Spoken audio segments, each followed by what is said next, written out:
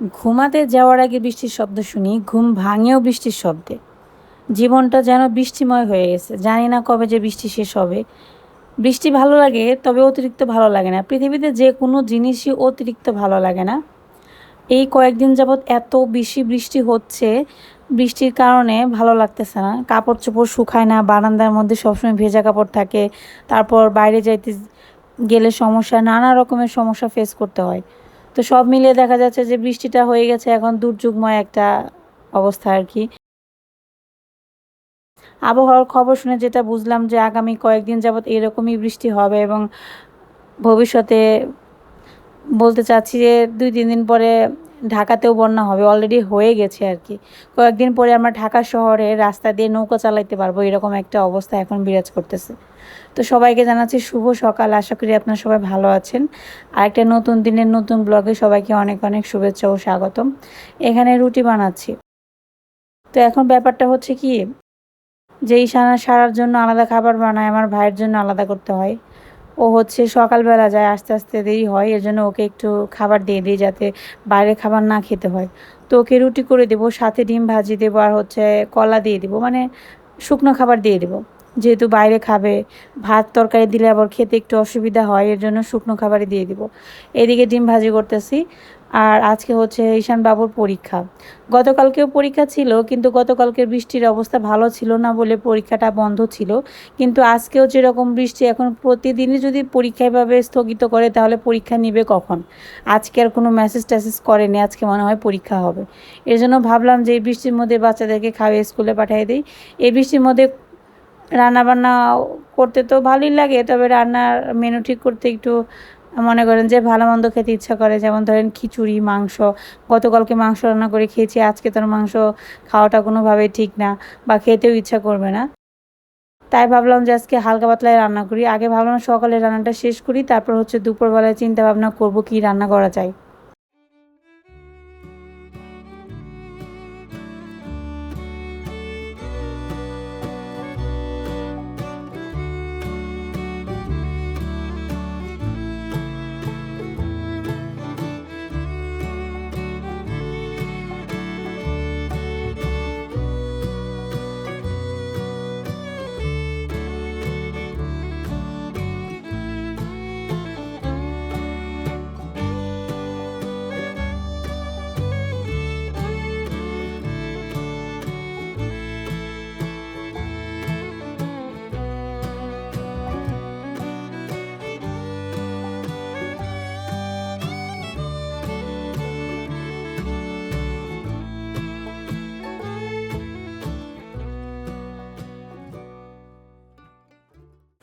সবাইকে জানাচ্ছি বৃষ্টি ভেজা সকালের অনেক অনেক শুভেচ্ছা। আমি আমার জীবনে এত বৃষ্টি দেখি নাই, সত্যি কথা বলতে। সকালবেলা আবহাওয়াটা খুব ভালো ছিল, কিন্তু একটু পর থেকে এত বৃষ্টি শুরু হয়েছে, মানে বলার বাইরে প্রচুর পরিমাণে বৃষ্টি হয়েছে। অনবরত বৃষ্টি হইতে আছে একইভাবে। তো বারান্দায় আসেন আপনাদের একটা দারুণ জিনিস দেখাইতে। তো সেইটা হচ্ছে কি, আমি আপনাদের অনেকবার বলছি না যে আমার একটা রেল লিলির গাছ আছে, কিন্তু সেখানে কোনো ফুল আসতেছে না। কারণ যেহেতু এখন বর্ষাকাল, বৃষ্টির জল পড়লে নাকি রেল লিলি গাছে ফুল আসে। তো আজকে সকালবেলা হঠাৎ করে বারান্দায় আসছি, আসার পর আমার চোখ গেছে বারান্দার গাছের দিকে।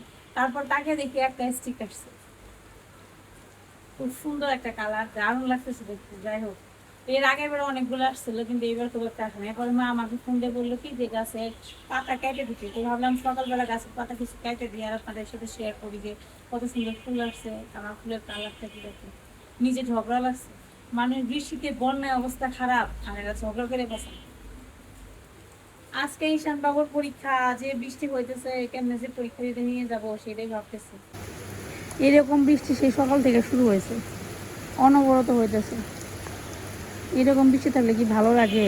বৃষ্টি ভালো লাগে ঠিক আছে, কিন্তু একটু একটু, এত সারা দিন বৃষ্টি হলে কি সেটা আর ভালো লাগার মতো থাকে? তখন তো সেটা বিরক্ততায় পরিণত হয়। জিনিসটা এরকমই হয়েছে। আর এই যে দেখেন আমাদের নতুন অতিথি। তো আজকে বাসায় একজন নতুন অতিথি আসলে, আপনাদের সাথে একটু পরিচয় করে দিই চলেন।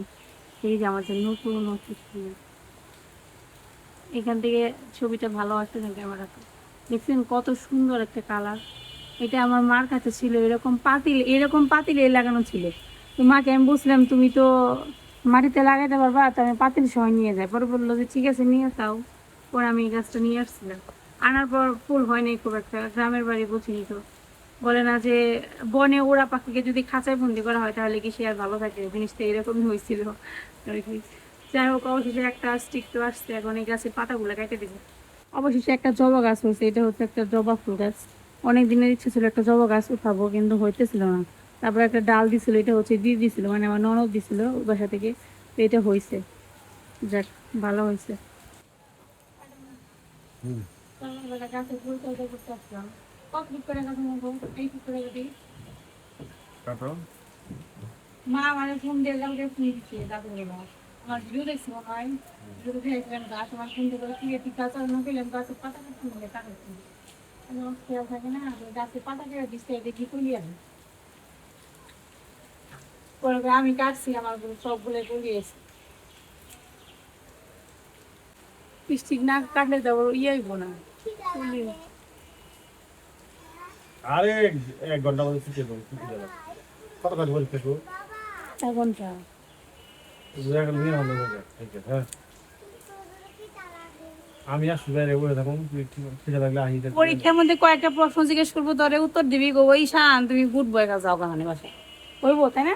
চলো দেখ দেখ, মাথা গুলো চুল কেটে দেওয়া হয়েছে। হ্যাঁ তুমি কেটে দিলাম, সাইডে দিলাম তোর মা গুলো সাইডে দিস, কলি আইব। আমি সাইডে দিলাম, আমার সবগুলো গাছে কলিয়েছি। সবগুলো করে দিলে সেই লাগে, তাই না? কালারটা যা সুন্দর দেখো না। ঠিক আছে, আন্দাজ মধ্যে আর হয়ে গেছে। এটা ক্যামেরা ভালো হয় না, তো ভিডিও ভালো হয় না। নেই না, মাথা করে দিলাম ভীষণ তোর মতো। আমাদের ঈশান বিশ্বাস স্কুলে যাওয়ার জন্য রেডি, রেইনকোট পরে। দেখে দিক তাকাও তো, এলিয়ানরে তো সুন্দর লাগতেছে, কিউট লাগতেছে। সারা রেইনকোট পরে দিছি ঈশান রে। আজকে মুখে মুখে প্রশ্ন করবো, ওগুলা শুধু উত্তর দিবে, না দিলে নাম্বার দিব না, পাস করবো না, ফেল করবা। একটু কথা বললো দয়া করে, খালি কিনে দিয়ে আর ধান্দা, খালি পাস করলে খেলনা কিনে দিবে।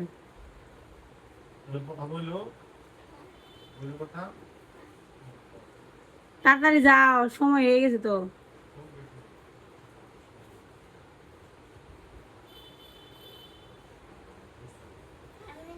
এত বৃষ্টি, জীবনে এরকম বৃষ্টি কখনো দেখি নাই, মানে এইভাবে যে অনবরত বৃষ্টি হয় 2-3 দিন যাবত চলতে আছে, 3 দিন হয়ে গেছে না?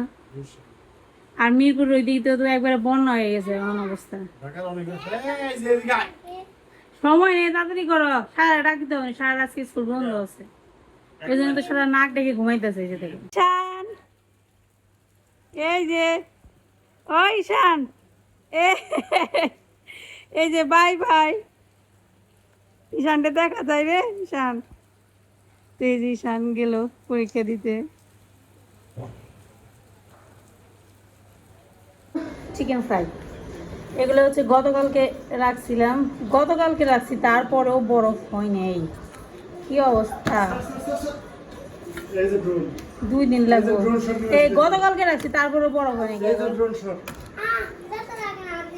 নাই। না, একদম পুরোপুরি বরফ হয় নাই। এইটা একটু হালকা বরফ করে রাখলে কি হয় বলেন তো, ওই যে মাংসগুলো ছাড়াইতে পরে সুবিধা হয়, মানে একসাথে করে রেখে দিলে পরে ছাড়ানো যায় না, এই জন্য।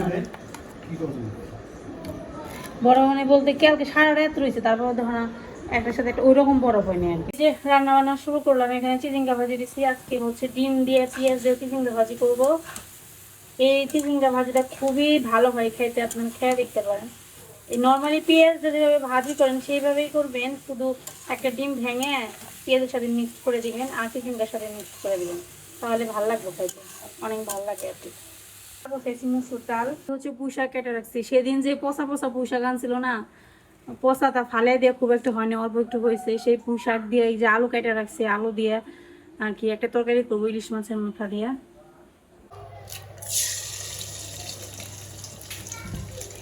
তো এখন হচ্ছে চিচিঙ্গা ভাজে আমার সিদ্ধ করা হয়ে গেছে। চিচিঙ্গা এই যে ডিমটা দেখেন টুকরো টুকরোটা হালকা করে ভেজে নেব, তারপর হচ্ছে চিচিঙ্গার সাথে মিক্স করবো আর কি।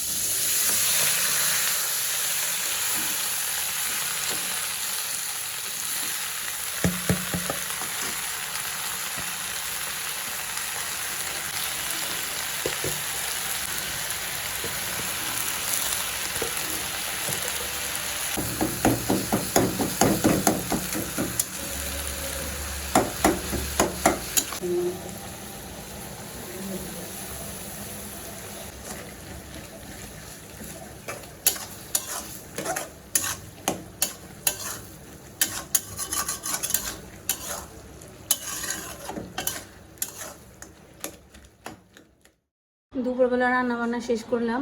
ডিম দিয়ে চিচিঙ্গা ভাজি, ইলিশ মাছের মাথা দিয়ে পুঁই শাক, আলু আর বেগুন দিয়ে একটা মাখা মাখা তরকারি করছি। এ হচ্ছে মসুর ডাল। খুব একটা ওই রকম মশলা জাতীয় খাবার রান্না করলাম না আজকে, একটু সবজি দিয়েই ভাবলাম যে সারি আজকে দুপুরের খাবারটা। গতকালকে তো মাছ মাংস খাইছি। আমার কন্যা এখানে পড়তে বসছে, ওনার তো পরীক্ষা চলতে গেছে, পড়াশোনা তো করতেই হবে। রান্না বান্না শেষ করছি, আবার দেখেন কি পরিমাণ বৃষ্টি শুরু হয়েছে। এরকম বৃষ্টি বাবারে বাবা, সে লেভেলের বৃষ্টি।